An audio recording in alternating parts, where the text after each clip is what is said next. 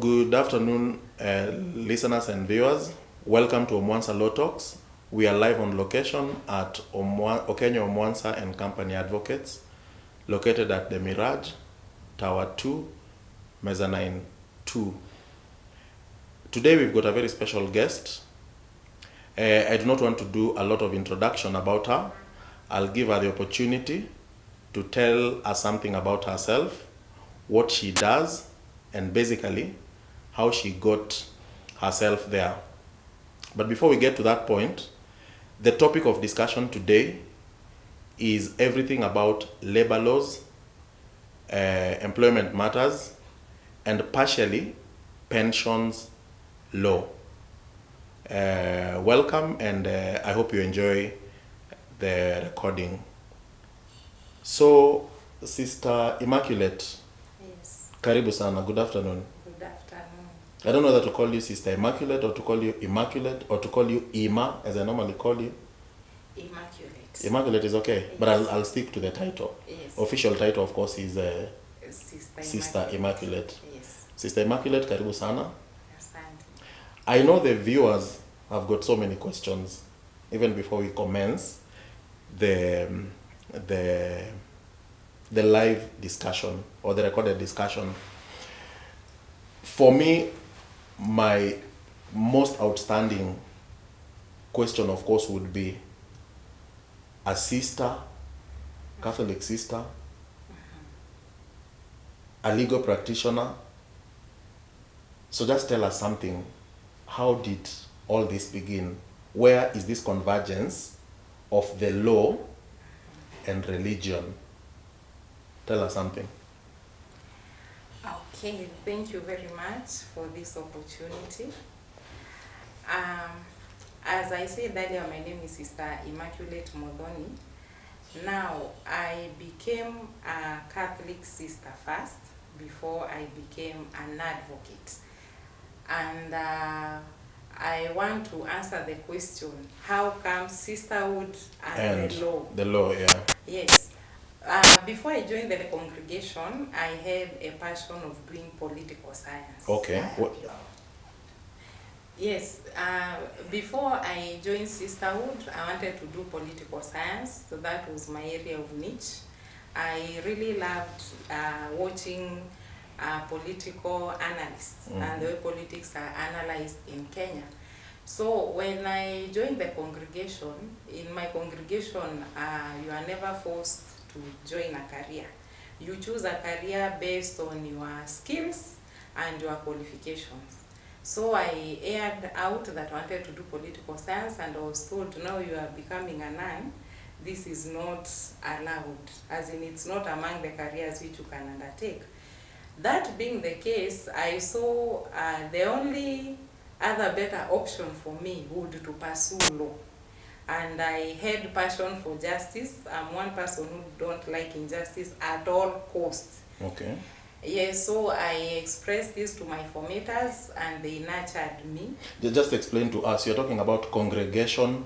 You're saying formators. Yes. You're telling us now none. Yes. I mean, there must be a whole difference Of in what is- definitions about this. Yes, I'll elaborate. Now, when I talk about I joining formation, I mean where sisters are formed. We go to be formed for 4 years, to be trained for 4 years. Yes, to be trained for 4 years. And in my case, I was trained in Bahati Novitiate in Nakuru Diocese.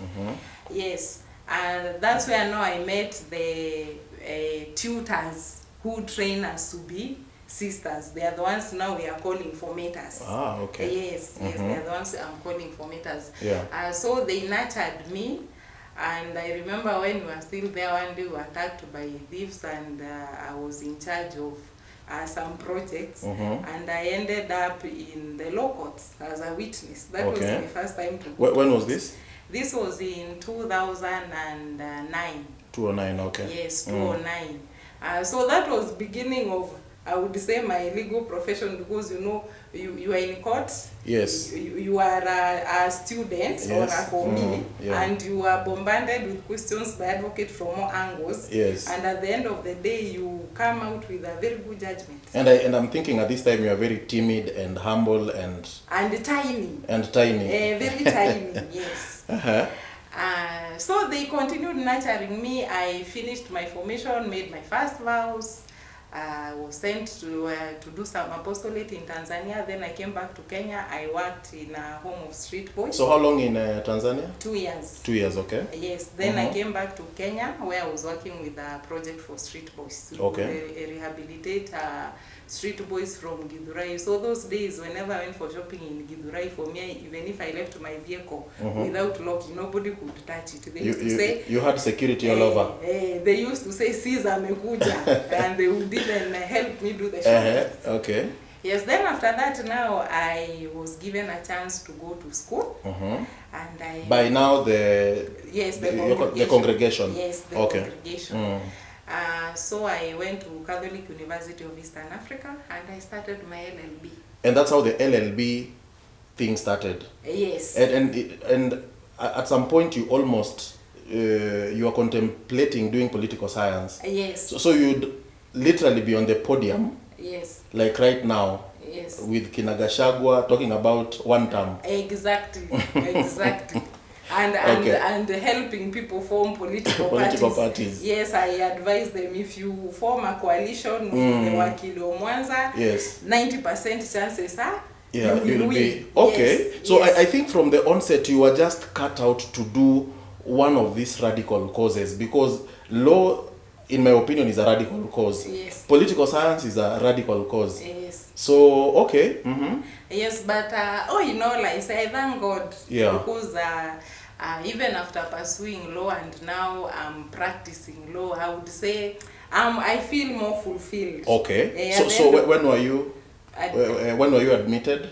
Okay, I was admitted to the bar on 5th August 2022. So yes. 3 years down the line. 3 years down the line.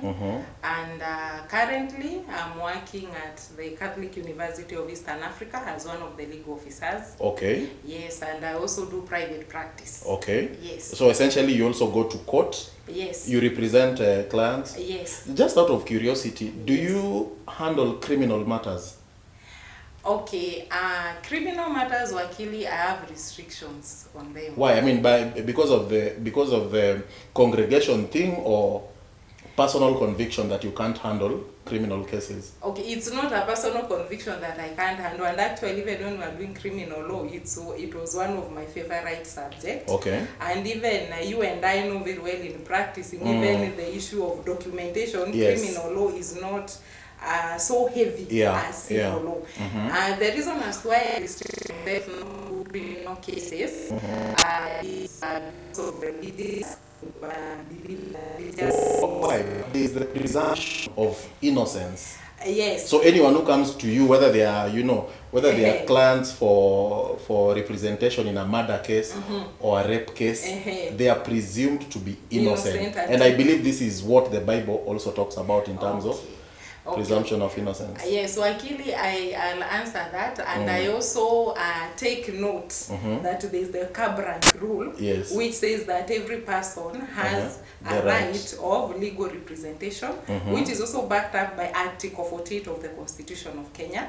That beats we are together. We are together. Yes. The only challenge I find with murder cases, rape cases, divorce cases, is the teaching, the religious teaching of the church. Yeah. For example, to do and to divorce your wife. Let me use you as an example, because we're in this platform together. And then you come to Sister Ima in her veil to file for you a divorce petition. Then tomorrow I'm the one teaching Christians, telling them you should stay together until God separates you.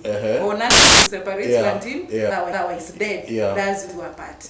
Don't you think I'll be preaching water and taking wine?